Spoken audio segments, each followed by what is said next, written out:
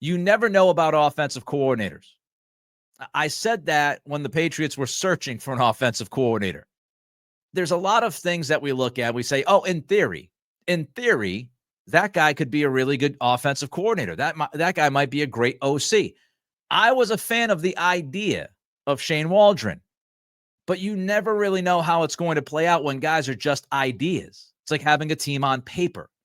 Shane Waldron had everything you wanted, right? He coached under Sean McVay. He was with Seattle when Geno Smith recovered and became an actual NFL quarterback. He had coached here in New England before, so he had a bunch of experience. He had experience with different quarterbacks. He was linked with the great Sean McVay. Everything told you that Shane Waldron should be a pretty good offensive coordinator. He was a disaster in Chicago. We saw it on Sunday. A disaster. That offense was a mess. Earlier this week, Waldron got fired. Luke Getsy was another name. Now, I wasn't big on Luke Getsy because I saw Luke Getsy as the Chicago offensive coordinator before. Funny how that works, right? The offensive coordinator fired in Chicago earlier this week. The former Chicago offensive coordinator also fired. That was last week from Vegas. I was not a big fan of Getsy. I didn't believe in Getsy, so I'm not too surprised that he's done. Clint Kubiak in New Orleans got off to a great start. He's had some big-time ups and downs with the Saints. They've had some injuries, but Clint Kubiak, the first 2 weeks, everybody was talking about him. Then the Saints offense took a step back. You never really know. Liam Cohen in Tampa, born in Warwick, Rhode Island. Good old Liam Cohen. He's done a tremendous job. How many people were talking about Liam Cohen when he was hired by Tampa? Not a lot of people were talking about him. He's been really good, especially considering he hasn't had Mike Evans and Chris Godwin the last 2 weeks. So you never really know until these guys actually have the job. Van Pelt, his play calling has been rocky. It's been up and down. I think some of that could be expected because he's inexperienced. We talked about it all offseason, all preseason, all early season. One year he had as a play caller, and that was as OC for the Buffalo Bills in 2009, and he was not even supposed to be the offensive coordinator that year. It was thrown onto his lap. So, and the talent wasn't great in Buffalo. So he is overall inexperienced as a play caller week to week and in game. So some of the early stuff that we saw could be expected. What irritated me the most were the obvious things. And I do think that Van Pelt has shown some improvement in those obvious categories, such as pass protection, helping out his tackles. The Patriots have done that more often. They've done a better job of that. So he's improved there. They have improved aside from last week, but I think this is more about Chicago's red zone defense, which was one of the best red zone defenses in the NFL coming into that game. Before last week, Van Pelt in this offense, especially with Drake Maye, they have steadily improved in the red zone. So that's a good improvement. We saw Van Pelt sprinkle in some creativity last weekend. We've seen him utilize a 2 tight end set. And he really went to the tight end usage this past weekend against Chicago, and it was a smart game plan, and it worked. I think AVP's play sequencing has been much better. And you can go check out CLNS with Mike Cadlick and Taylor Kyles. They do a great job. Check out their pod, I think from Monday it was, where Taylor Kyles, he goes through a lot of the sequencing of AVP and his play calling the last couple of weeks. And when you start to see what Van Pelt is putting together and how he sequences plays, it's making more sense. Is he great? No. Has he been very good? No. Do I still have questions? Absolutely. Has he been better? He has been better. And I say it all the time. If I'm going to criticize coaches when they deserve to be criticized, I'm going to give them credit when they deserve to get that credit. And so when you look at Van Pelt, he has been getting better. But the question is, inevitably, does he get good enough to believe in beyond 2024? And this is a very layered conversation. It's not as easy as what you see week to week just on the field in the play calling. There's a lot that goes into this. Because if you want to get rid of Alex Van Pelt, if he doesn't improve enough, if you don't see enough, and if you want him out after this season, say you're done with Van Pelt, you have to consider Drake Maye's development. You have to consider the relationship between Drake Maye and Van Pelt. Because if the most important thing about this team right now is the development of Maye, and Van Pelt is a big deal in that area, then you have to think deeply into whether or not is Van Pelt going to get better. If we give him another year, will he show even more improvement? If the offensive line is better next year, if we get, a top receiver in this offense, what will that do for Van Pelt? You have to make the assessment as the Patriots that Van Pelt will not improve in 2025 to the point of taking Drake Maye's play caller and coach away from him. That's the balance here. Not a zero-sum game. You got to figure out how much that will impact Maye. Greg Bedard, my buddy, Greg says that he doesn't think Drake Maye's on-field play has improved as much as some say. He doesn't believe that Maye's footwork is much better than it was in the preseason or during camp. Others disagree. Others say that they see that improvement and they believe that Maye has improved. Dan Orlovsky put out a video today praising Drake Maye. And so how much of the belief and trust in that facility at Gillette Stadium in Alex Van Pelt, how much does that play a role? Gerard Mayo said this earlier today. This is from Phil Perry. Quote, "There's no one in this organization that deserves more credit as far as what Drake has been able to do on the football field than Alex Van Pelt," unquote. So Gerard says Van Pelt's been the guy. If you think Drake Maye has improved and we think he's improved, we think he's developed, there's nobody in this building that deserves more credit than Van Pelt for that improvement. The players. So the head coach, a little bit of a vote of confidence for Van Pelt. How about the players? Are you comfortable with firing Drake Maye? With firing Alex Van Pelt. We're not firing Drake Maye. Are you comfortable firing Alex Van Pelt after this season when you hear Drake Maye say today, quote, "You love playing for an offensive coordinator like Alex Van Pelt," unquote?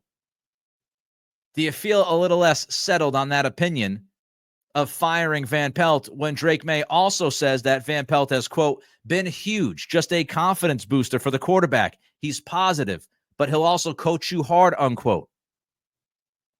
Are you sure you want to fire Van Pelt at the end of the year? If somebody like Hunter Henry said today what he said about Van Pelt, which was, quote, "I love his scheme. I love his game planning. I love his football mind," unquote. The future of your franchise, Drake Maye, is out there pumping the tires of Van Pelt.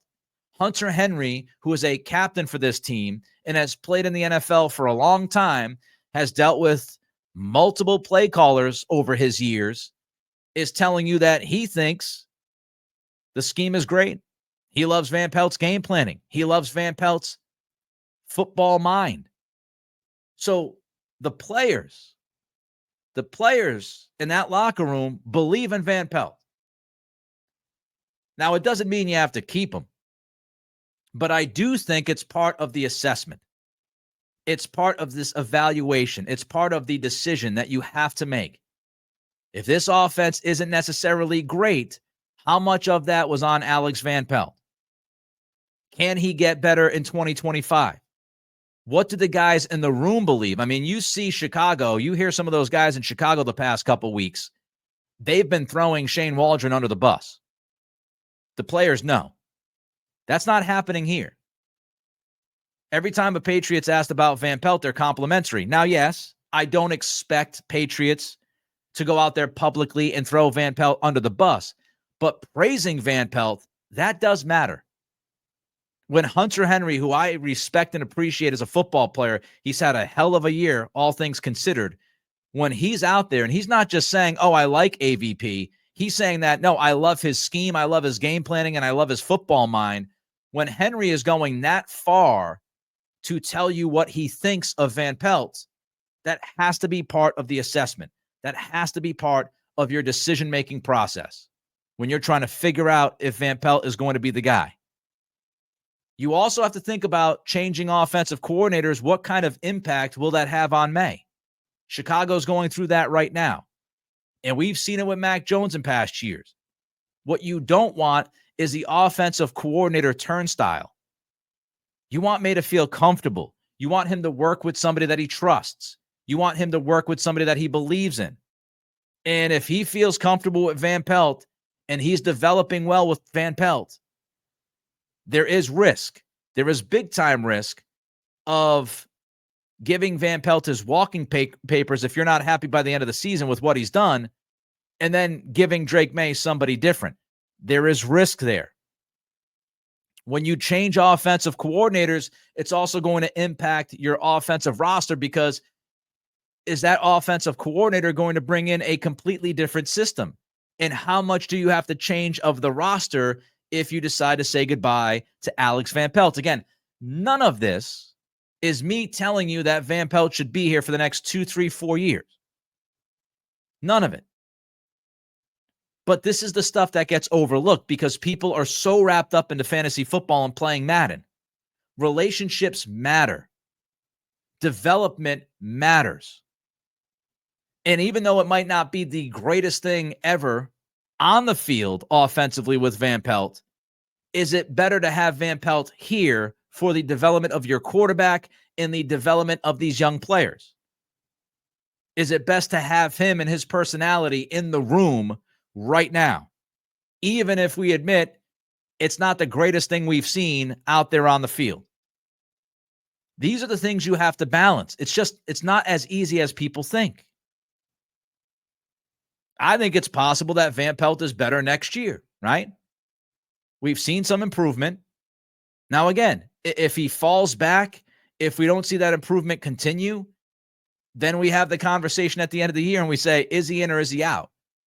But another part of the process that everybody at Gillette has to go through is, will he be better in 2025 if we have T. Higgins? Will he be better in 2025 if we draft a left tackle and swing Vidarian Lowe to the right side? Or maybe Caden Wallace is your right tackle and Lowe is your swing tackle. What if we have a legitimate offensive line next year with a true number one receiver? How much does that change Van Pelt's ability to call plays? Like Shane Waldron, yeah, the offensive line has been bad. But Shane Waldron, you've got Roma Dunze, you've got Keenan Allen, you've got DJ Moore, you've got DeAndre Swift, you've got Cole Kmet, you've got Caleb Williams. That's a different situation out there. Van Pelt doesn't have that artillery. I'm not excusing everything. It's just how much has that impacted him? This past week against Chicago, right? They had some run game. The offense was better. Is that a coincidence? No. They ran the football better on early downs, which made third downs more manageable.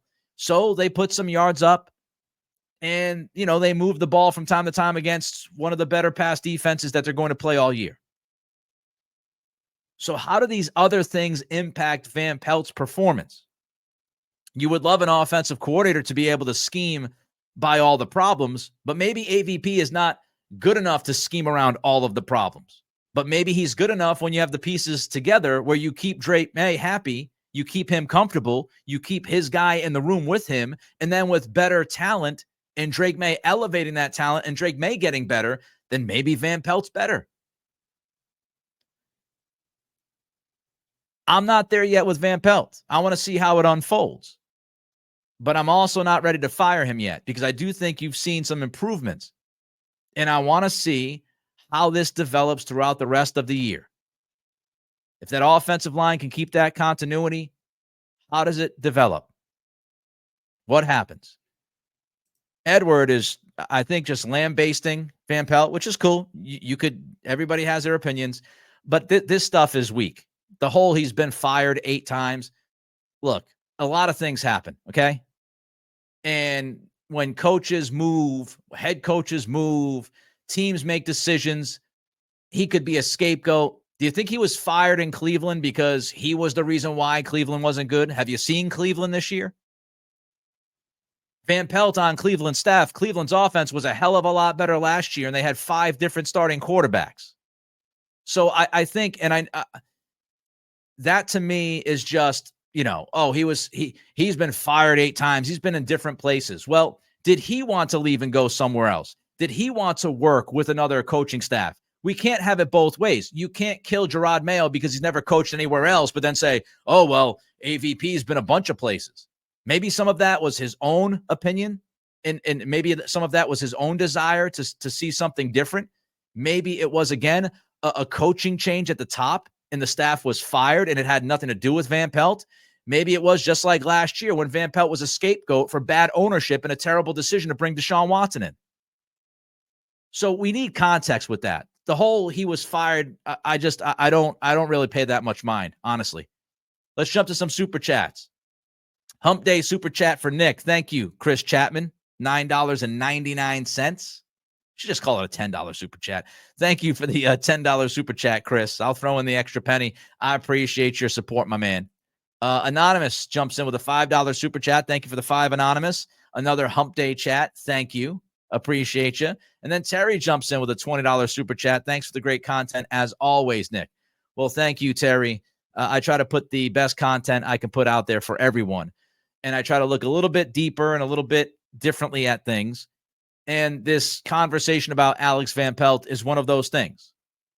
Because it goes beyond just, oh, I hated that third down play call.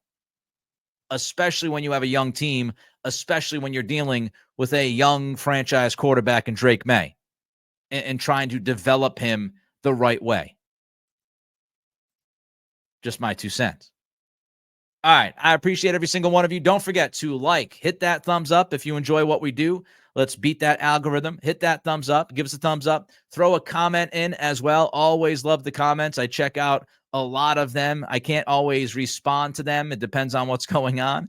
But I do check out a lot of those comments. So don't forget to throw a comment in and subscribe. Trying to hit 5,000 subscribers by Turkey Day. The subscriptions have slowed down a little bit the past week or two. So let's drive those babies. Let's get going here with some subscriptions. Try to get to 5,000 by Thanksgiving. We're a little under 100 away from doing that. Click that notify bell so you know when we're going live. And rate and review at Spotify and Apple Pods.